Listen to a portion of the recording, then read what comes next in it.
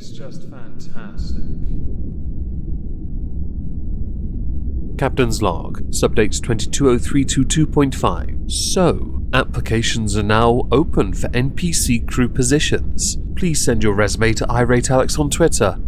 You'll need to be willing to wear red and die every other week. Starting salary is $1 Zimbabwean or Venezuelan dollar per decade. 12 days ago, at time of recording, Chantal, aka Foodie Beauty, aka Big Beautiful Me, was yeeted from her main channel on YouTube. She was sat on around 90,000 subs, and she lost her channel because of severe violations of the nudity policy. In my end-of-year reviews for the last 2 years, I have mocked the fact that in both instances, every month, she invariably flashed an area of her body that no one wanted to see. We've all seen it now because those images were shared quite heavily on Twitter. And no, I'm not going to show, nor am I going to give you a descriptor for what I saw, because chances are you've all seen it too. Since losing her channel, I'm not entirely sure if her appeal has gone well or not. I haven't paid as much attention as I should have, but more has happened since that has led us to today, because Chantal had another crack at it.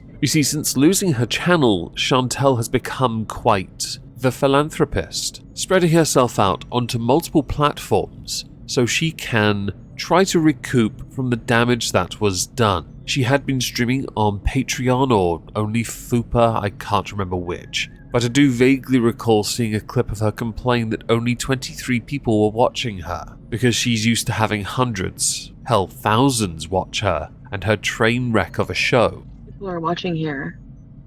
Just breezing Tele, hello? 23? The hell? I used to have like 1,200 people watching me, but that was a public platform. Which isn't really a show, it's an IRL live stream. She sits there, says a load of people, covers controversial subjects, does stupid things, make poor decisions, and reaps quite a considerable monetary benefit from it. With the deletion of a channel, I had wondered if she'd get an AdSense payment or not. We'll get to that later. So first things first, she started a Twitter, which, I'll be honest, has been quite amusing. For somebody that's renowned for deleting community posts, Twitter offers her the opportunity to actually just clap back, or just put out things that she should be putting out, promoting herself and her content in a way that does not violate Twitter's terms of service. Hell, that's what I use Twitter for. I promote mostly my own content on that site, which is the right thing to do, really. You avoid arguments, unless you're Foodie Beauty, in which case they come finding you anyway, because apparently, literally everyone is obsessed with you having a platform anywhere. And I'll get to those people later because I have a message for you too. She also started a TikTok and a Twitch. She's been getting a considerable amount of attention on Twitch, although some people do wonder why she's there because she's very boring. As someone that streams on Twitch but doesn't get anywhere near the numbers she does, I think you misunderstand fundamentally what the word boring means. And yes, I'm well aware, quality over quantity, right? Foodie Beauty in a very short space of time has managed to amass 4.1k followers on that platform, on a channel called Foodie Beauty on Twitch. Some of these streams are a lot shorter than what she's used to doing, but she does get quite a fair amount of attention with those streams regardless. And I've no doubt going forward, she could well earn a reasonable income from that platform. I don't think she could do the same with TikTok because you have to meet certain criteria first, and it is not the easiest one to grow on, even if you are one of the most vaunted car crashes to exist. When people say that you're quite entertaining and that people like Madelyn are boring, they're only saying it because so many things happen at once to you, and it all happens quickly and it doesn't seem to stop. Your poor decisions, your bad arguments, your really bad takes, which are the same as bad arguments, but I'd like to believe arguments usually come from a form of debate, and your bad takes are just things that come off the top of your head. Usually they're quite innocuous, but you make the comment and people latch onto it. They've done this for years. But there is one other thing Chantal did. You see, there's a rule on YouTube. You cannot circumvent a ban, but there is a way around it. You see, if you don't own the channel, but you are an employee of the channel, You can in fact still be a creator on YouTube. Keemstar is one of the most well-known people to be doing that. He doesn't own Drama Alert. And because of that, he is able to stay active on the site even though I thought he was going to retire if he hasn't already. The same may well apply to people like Shani for Christ, who runs, I believe, a channel called Cult of Shani, LOL, or some bollocks like that. Chantal's newer channel, I believe, was called Biza Productions, but it did change its name a couple times. The word beige was in there somewhere, and I think the Biza show is the one that it stayed with. Biza Productions to me sounded like a safe way of getting out of things. But also, Productions implies a form of creativity, which to me might have implied she was going to be more creative going forward, because she now knows that going down the path she was going down, while lucrative, and it is lucrative, is not beneficial to her going forward because of people within, let's say, a community that fundamentally hate her and will follow her to any platform she's on to find a way to hound her off the site or get her reported off the site. My view has always been to trust the system. Now, YouTube's is known for being broken for years. Does that mean we take it into our own hands? No, but there is more to it, so again, I'm going to put that to the side. You see, Chantal made some claims about Biza Productions, about it being a limited company. What turns out, what she claimed when traced back was traced back to somebody else entirely, and they had no idea what the feck was going on. And they were not best impressed that Chantal used their company and their name to circumvent a ban and promote her own product. Which may well be why the Biza show was created as a name instead of Biza Productions. Chantal, to address the critiques that she was fraudulently, doing things here and there with the name and circumventing a ban, started this when she posted proof that it was a limited company.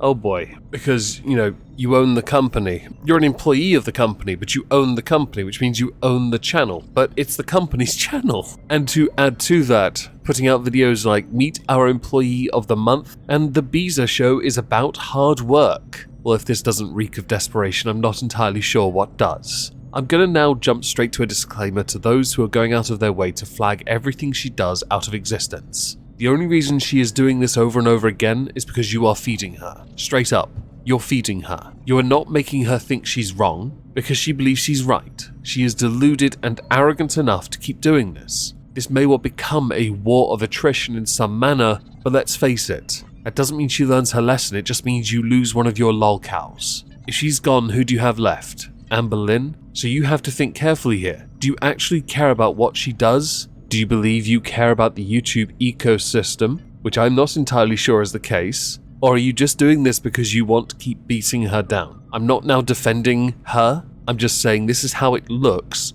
to literally everyone outside your community. If you don't want her to thrive and succeed, or if you don't want anything to do with her and you want to protect yourself, your mental health and your mental well-being, you walk away. This isn't complicated. She's not a good person, everyone knows this. It is obvious she is circumventing a ban. She is branching out to other platforms because she knows there's a risk now she could lose her YouTube. She was very close to getting a modicum of insulation. All she had to do was hit 100,000 and then she would have gotten a little bit more protection for her brand. But she got cocky because money really does corrupt and she is renowned for addictive, poor decisions. In fact, I don't think she's addicted to food. I don't think she's addicted to sherbet. I don't think she's addicted to any of that. She's addicted to making bad decisions. I know it's a bit of a reach, but think about it. She really is. It is quite the impressive feat for somebody who doesn't seem to know when to relent. So with all this rebuilding over 12 days, Chantal got hit with another setback.